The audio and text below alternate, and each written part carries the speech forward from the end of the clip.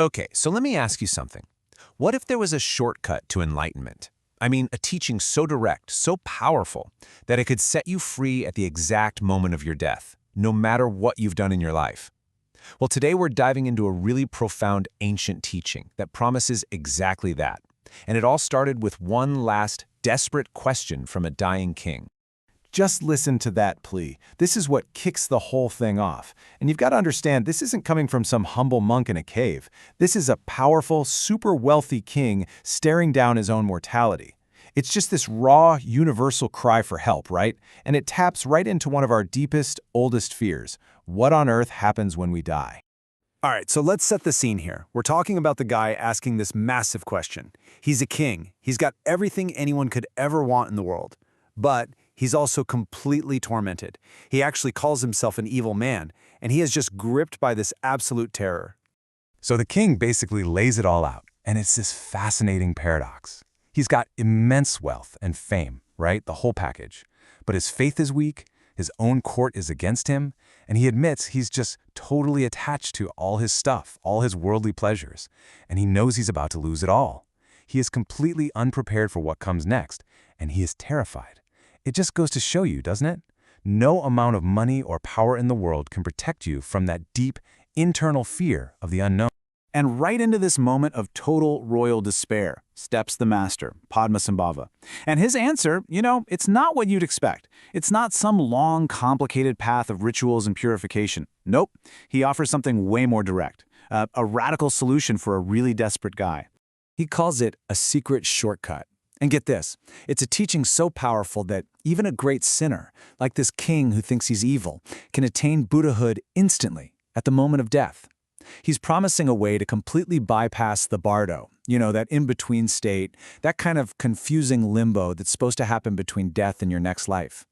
I mean, that is an absolutely incredible promise, a direct flight to liberation. And that's the heart of what we're about to unpack right now. But before he just hands over the shortcut, the master lays down some really crucial groundwork first. He basically says that the way you experience death, well, it all comes down to one simple thing, your level of attachment. So let's take a look at how this breaks down. So check out these 3 ways to go. At the very bottom, you've got the king-like way. And it's funny, right? Because it sounds good, but it's actually the worst. It's all about clinging to your stuff, your power. Then in the middle, you have the beggar-like way, which is already a big step up because you're not attached to material things. But the highest way, the solitary way, that's when you have no thought of attachment whatsoever. Total release. It's such a brilliant way to show that the whole game really is just about learning to let go. Okay, so with that foundation laid, Padmasambhava finally reveals the shortcut. And again, this isn't some magic spell or a chant. It's a huge shift in perception. It's all about seeing the true nature of reality, and he breaks it down into 3 essential points. So for the first big point, let's just use the king's own question to guide us. He asks something that totally challenges how we see everything.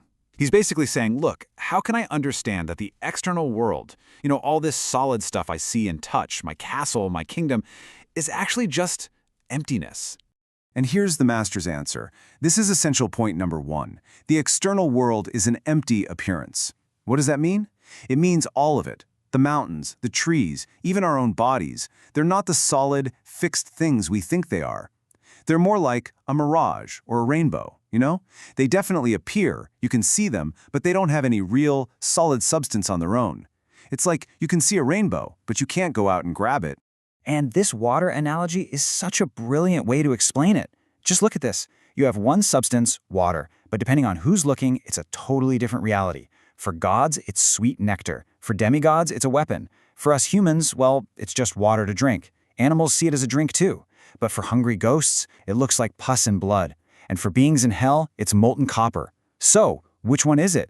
What is water really? The teaching says its reality depends entirely on the mind that's perceiving it. And that is a little window into what they mean by emptiness. Okay, so the king is following along. He gets it. The external world is an empty appearance. So his next logical question is, all right, what about the internal world? What about the mind that's doing all this perceiving? That brings us to the second essential point. He asks, what does it mean for the mind itself to be empty luminosity? And here's the second key point, that inner, knowing mind, It's empty luminosity. Think about it. The mind that thinks and feels and perceives everything, you can't prove it's a thing. You can't find it anywhere, right? It doesn't have a color or a shape or a location. In that sense, it's empty. But it's obviously not just nothing. It's luminous, it's clear, it's aware. It's the very capacity to know anything at all. It's just pure knowing awareness. And the sense of freedom you get from realizing this is just immense. Because suddenly the mind that creates all your suffering, your anxiety, your anger, all that craving, you see it for what it really is.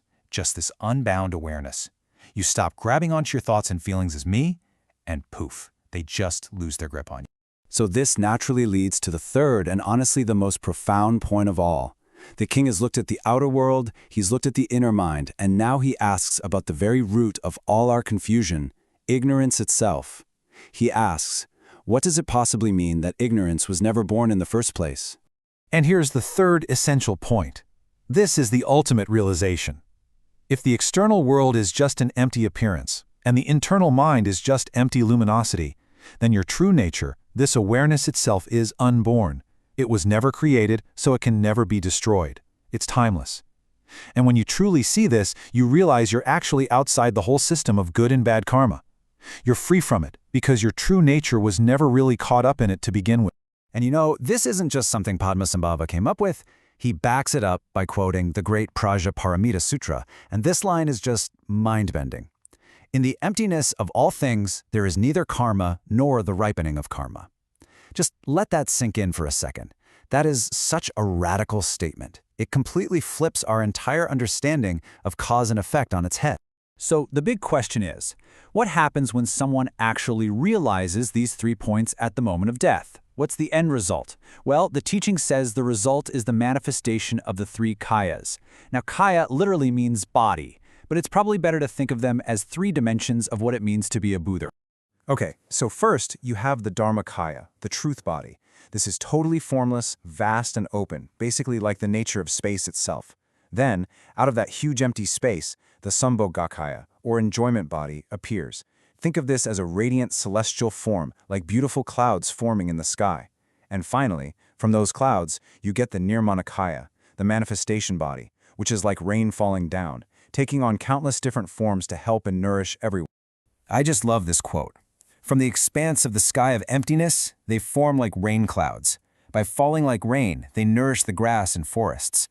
It's such a beautiful metaphor, isn't it?